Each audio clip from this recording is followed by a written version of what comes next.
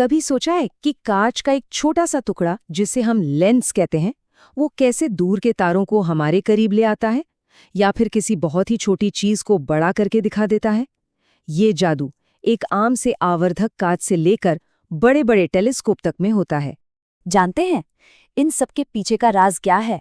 वो छिपा है एक ही कॉन्सेप्ट में, लेंस की शक्ति। और आज हम इसी राज से पर्दा उठाने वाले हैं और देखेंगे कि आखिर ये चीज काम कैसे करती है। तो चलिए शुरू करते हैं और सबसे पहले ये समझते हैं कि आखिर ये लेंस की शक्ति या पावर ऑफ अ लेंस है क्या भला। तो आसान भाषा में इसका मतलब क्या हुआ? इसका मतलब है कि एक लेंस लाइट को कितना मोड़ सकता है, उसकी क्षमता कितनी है। सोचिए, जितना ज्यादा पावरफुल लेंस होगा वो लाइट को उतनी ही तेजी से और ज्यादा मोड़ेगा। बस यही है लेंस की पावर। अब जरा इस तस्वीर को देखिए। मान लीजिए कि लाइट की किरणें सीधी सड़क पर चल रही गाड़ियां हैं। जैसे ही ये लेंस से टकराती हैं, वो मुड़ जाती हैं। एक ज्यादा पावर वाला लेंस, समझ लीजिए एक बहुत ही तीखे मोड़ जैसा है, जो इन किरणों को जोर से मोड़कर एक ही पॉइंट पर इकट्ठा कर देता है। और उसी पॉइंट को हम कहते हैं फोकल पॉइंट। और इस शक्ति को नापने का एक बहुत ही सीधा सादा लेकिन कमाल का फॉर्मूला है, P = 1/f। ये देखने में बहुत सिंपल लगता है, लेकिन यकीन मानिए ऑप्टिक्स की पूरी दुनिया इसी एक फॉर्मूले के इर्द गिर्द घूमती है। यहाँ P का मतलब है पावर और F का मतलब है फोकल लेंथ, जिसे हमेशा मीटर्स में नापा जाता है। तो ठीक है, हमने ये तो समझ लिया कि पावर क्या है। अब सवाल ये उठता है कि असली दुनिया में इसे नापते कैसे हैं? इसकी यूनिट है डायोप्टर, जिसे हम कैपिटल D से दिखाते हैं। जी हाँ, ये वही नंबर है जो हमारे चश्मे के प्रिस्क्रिप्शन पे लिखा होता है। अब ये डायोप्टर आखिर है क्या? देखिए, अगर किसी लेंस की फोकल लेंथ ठीक 1 मीटर है तो उसकी पावर होगी 1 डायोप्टर। तो अब एक सवाल, अगर किसी लेंस की फोकल लेंथ सिर्फ आधा मीटर यानी 0.5 मीटर हो तो उसकी पावर कितनी होगी?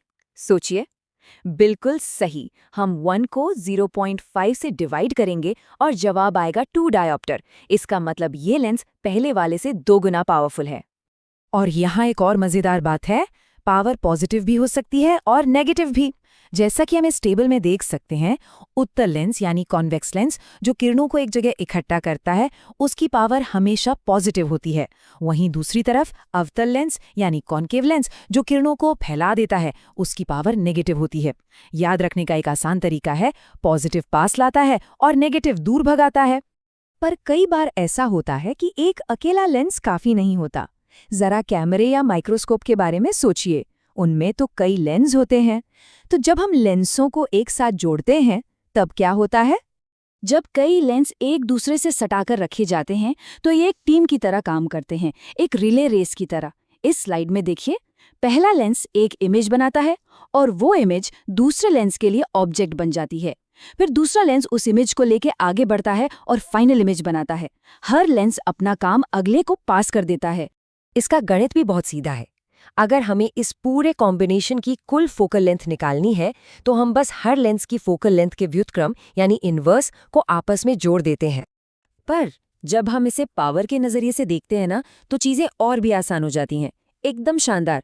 अगर सिस्टम की टोटल पावर निकालनी है तो बस सारे लेंसों की पावर को एक एक करके जोड़ते जाइए। P1 + P2 + P3। हाँ, बस एक बात का ध्यान रखना है, ये बीजीय योग है।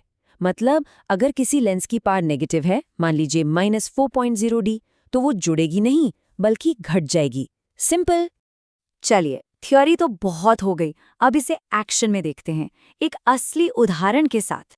हमारे सामने ये 3 लेंस का एक सिस्टम है और हमारा काम है ये पता लगाना कि फाइनल इमेज आखिर बनेगी कहाँ। चलिए इसे एक एक करके स्टेप बाय स्टेप हल करते हैं। जैसा आप इस तस्वीर में देख सकते हैं, हमारे पास 3 लेंस हैं। पहला उत्तल, फिर एक अवतल और आखिर में एक और उत्तल। एक ऑब्जेक्ट को पहले लेंस से 30 सेंटीमीटर दूर बाईं ओर रखा गया है। तो ठीक है, पहला कदम उठाते हैं। हम पहले लेंस के लिए अपना लेंस फॉर्मूला इस्तेमाल करते हैं। U हो गया -30 और F है +10। जब इसे हम सॉल्व करते हैं तो V1 की वैल्यू आती है +15 सेंटीमीटर। इसका मतलब क्या हुआ? इसका मतलब ये है कि पहले लेंस ने एक इमेज बनाई है लेंस से 15 सेंटीमीटर दाईं तरफ। अब आता है असली मज़ा। ये जो 15 सेंटीमीटर पर इमेज बनी है, वो अब दूसरे लेंस के लिए एक ऑब्जेक्ट का काम करेगी। और जब हम दूसरे लेंस, जिसकी फोकल लेंथ -10 है, के लिए कैलकुलेशन करते हैं, तो नतीजा आता है अनंत। ये थोड़ा अजीब लग सकता है, लेकिन इसका सीधा सा मतलब है कि दूसरे लेंस से निकलने के बाद लाइट की किरणें एकदम समानांतर यानी पैरेलल हो गई हैं। और अब हम आ गए हैं आखिरी पड़ाव पर। ये समानांतर किरणें अब तीसरे लेंस में जाती हैं, जिसकी फोकल लेंथ +30 सेंटीमीटर है। और एक उत्तल लेंस समानांतर किरणों का क्या करता है? बिल्कुल ठीक, वो उन्हें अपने फोकस पर इकट्ठा कर देता है।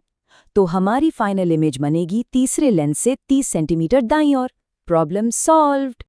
तो इस पूरे सफर में हमने क्या क्या सीखा और समझा, चलिए जल्दी से एक नज़र डालते हैं। इस स्लाइड पर जो फॉर्मूले हैं वे ऑप्टिकल इंजीनियरिंग की बुनियाद हैं। एक अकेले लेंस की पावर, कई लेंसों की मिलीजुली पावर और कुल मैग्निफिकेशन। इन्हीं सरल सिद्धांतों का इस्तेमाल करके हम चश्मे से लेकर हबल टेलीस्कोप जैसी अविश्वसनीय चीजें बनाते हैं। इन्हीं सीधे साधे नियमों ने हमें ब्रह्मांड के रहस्यों को देखने और सूक्ष्म जीवों की दुनिया में झांकने की शक्ति दी है। सोचिए जरा, भविष्य में देखने के लिए हम और कौन से अद्भुत उपकरण बनाने वाले हैं।